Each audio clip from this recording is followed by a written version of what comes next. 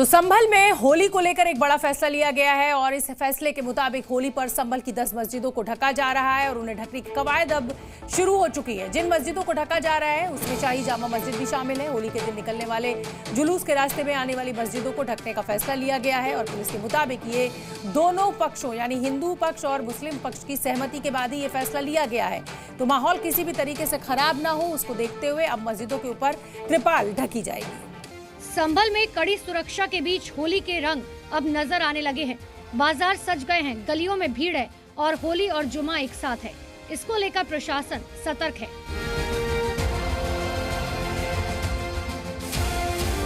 चौदह मार्च को संभल में सब शांति से निपट जाए, इसके लिए आज एक बड़ा फैसला लिया गया। इस फैसले के तहत संभल में होली पर 10 मस्जिदों को तिरपाल से ढका जाएगा और ढकी जाने वाली मस्जिदों में शाही जामा मस्जिद भी शामिल है। जिन मस्जिदों को ढका जाना है ये वो मस्जिद हैं जो कि होली के जुलूस के रूट पर आती हैं। पुलिस के मुताबिक एहतियातन तौर पर ये कदम उठाया जा रहा है जिससे कि गलती से भी मस्जिद पर रंग न फेंक पाए और माहौल खराब न हो पाए। नहीं, पूर्व में भी यहाँ इन मस्जिदों को ढका जाता रहा है और इस बार भी सहमति के आधार पर किया जा रहा है।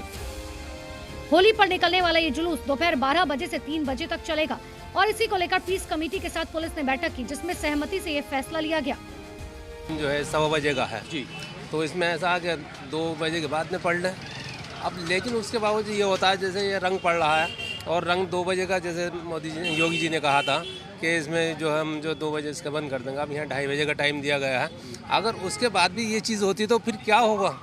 टाइमिंग कोई नहीं है, करीब 2 बजे से यात्रा निकलती है दूसरे दिन को, जिसे वो बोलते हैं चौपाई, वो निकलती है। कोई ऐसी आज तक तो कोई ऐसी बात ना हुई और ना आगे होगी।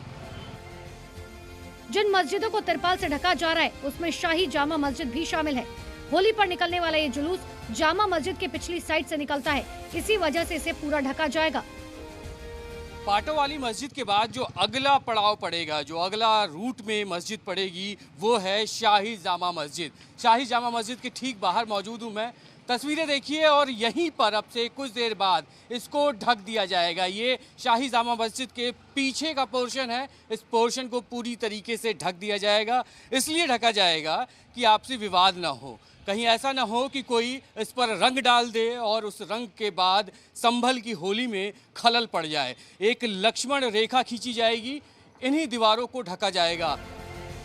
बीते 24 नवंबर को जामा मस्जिद के सर्वे के दौरान हिंसा के बाद पुलिस और प्रशासन ज्यादा सख्त है।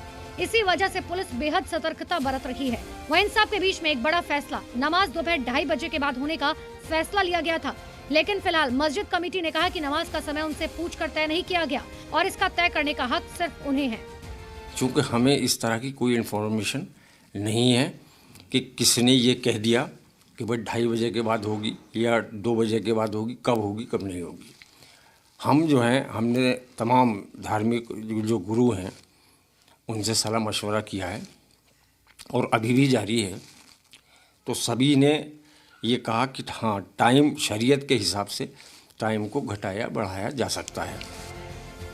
इसके बाद अब पुलिस नमाज के समय को लेकर भी दोनों पक्षों से बात कर रही है।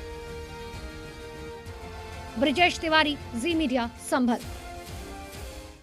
जी न्यूज संवाददाता ब्रजेश ज्यादा अपडेट लिए हुए मेरे साथ संभल से लाइव जुड़ रहे हैं। ब्रजेश, मैं आपका रुख करूंगी। ढकी हुई मस्जिदें, मस्जिद में नमाज का समय बदलना, हिंदू इस रास्ते से अपना जुलूस निकालेंगे, इस रास्ते से नहीं, तो क्या ये माना जाए कि अब 75-76 साल आज़ादी के बाद हम इस जगह पर पहुंच गए हैं कि हम दोनों धर्म सौहार्द के साथ त्यौहार नहीं मना सकते, हमें मस्जिदें ढकने की ज़रूरत महसूस हो रही है और अगर राम की बारात निकले तो पुलिस के इंतजाम की ज़रूरत महसूस हो रही है?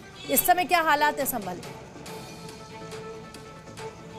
बिल्कुल देखिए, और इसी चीज़ को मेंटेन करने के लिए कहीं से कोई तकलीफ, कोई दिक्कत परेशानी ना हो, इसी को ध्यान में रखते हुए दोनों पक्षों को बुलाया गया, मीटिंग की गई। क्योंकि शाही जामा मस्जिद जो पिछले 3 महीनों से विवादों में है, चर्चाओं में है, क्योंकि यहाँ पत्थरबाजी हुई थी, यहाँ पे पथराव हुआ था, लोगों की मौतें हुई थी, उसको ध्यान में रखते हुए पुलिस प्रशासन को ऐसा लगा कि कहीं इस बार ऐसा ना हो कि उपद्रवी आ जाए, पत्थरबाज आ जाए, जिसको लेकर यहाँ पर एक बार फिर माहौल खराब कर दिया जाए। तो एहतियातन ये कदम उठाया दर्शाया गया है। तस्वीरें क्या है वो आपको दिखाता हूं मैं। शाही जामा मस्जिद मेरे ठीक दूसरी तरफ है और वहीं इसके बाहर अगर आप देखें तो यहाँ पर त्रिपाल लगनी शुरू हो चुकी है। ये त्रिपाल की तस्वीरें हैं, ये त्रिपाल लगाई जा रही हैं और जहाँ तक शाही जामा मस्जिद की परिधि है, क्योंकि इसी रास्ते से जो तमाम 14 तारीख को यहाँ से जो यात्रा निकलेगी, चौकियाँ निकलेंगी, वो इन्हीं रास्तों से निकलेगी और उसको ध्यान में रखते हुए 10 मस्जिदें हैं जिनको चिन्हित की गई है। इस रास्ते पे 10 मस्जिदें पड़ती हैं। 12 बजे से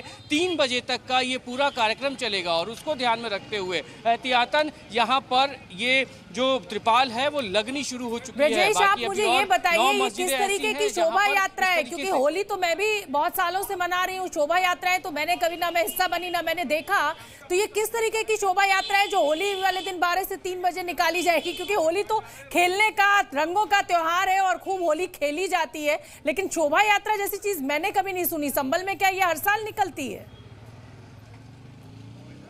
ये पारंपरिक यहाँ की एक पुराना परंपरा है यहाँ का कि होली के दिन 12 से 3 बजे के बीच जो चौकियाँ निकलती हैं, शोभा यात्राएं निकलती हैं, स्थानीय लोग निकालते हैं इनको और इसी रास्ते से होकर गुजरती है। इसको ध्यान में रखते हुए, चूंकि ये परंपरा यहाँ की रही है, संभल की पुराना इतिहास है और उसी इतिहास को कल 14 तारीख को 14 तारीख को फिर से दोहराया जाएगा। तो ये जो पूरी रूट है, पूरा रूट ये कोई नया नहीं है, लेकिन नया यहाँ पर सिर्फ यही है कि चूंकि 24 नवंबर को 2024 को जो पूरा विवाद हुआ इस मस्जिद को लेकर, यहाँ पे की सड़कों पर जो पूरा विवाद हुआ उसको ध्यान में रखते हुए ये इस बार सुरक्षा के अलग इंतजाम है इन पूरे रूट पर, इस पूरे रास्ते पे तकरीबन 3 किलोमीटर। तो बड़ी बात इस समय जो हमें जी न्यूज संवाददाता ब्रजेश बता रहे हैं कि त्रिपाल से मस्जिदों को ढका जा रहा है और ये यहाँ की परंपरा है। ये जो शोभा यात्रा निकाली जाती है ये यहाँ की परंपरा है और 12 बजे से 3 बजे तक ये शोभा यात्रा निकाली जाएगी और माहौल खराब ना हो जाए, दोनों समुदाय आमने सामने ना आ जाए, इसके चलते हर तरीके का एहतियात पुलिस और यूपी प्रशासन के द्वारा बरता जा रहा है।